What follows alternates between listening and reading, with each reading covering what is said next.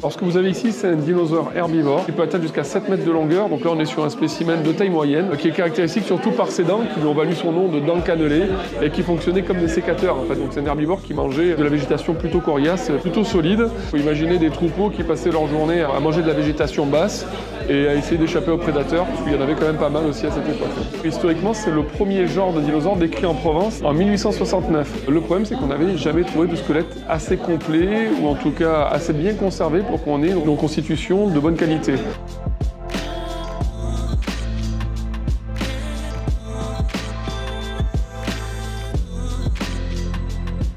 Quand on a débuté les fouilles paléontologiques scientifiques programmées sur le territoire de la réserve naturelle, on s'était concentré sur les œufs. Il s'est avéré qu'on est tombé sur une couche très riche en ossements. Et depuis 2015 jusqu'en 2023, un même secteur a été fouillé méticuleusement pour essayer de sortir un maximum de fossiles. La découverte de ces nombreux fossiles ont permis de reconstituer l'animal et de mieux connaître son anatomie, notamment le crâne, qui était absolument pas connu.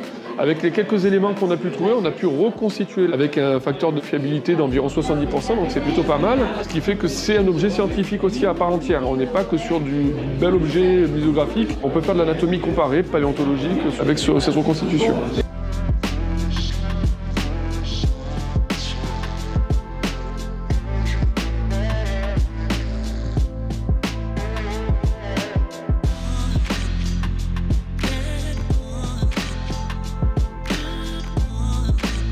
Ce qui est intéressant, c'est que les terrains qui sont dans l'extension sont en grande partie les mêmes que ceux qu'on a dans le territoire protégé actuellement.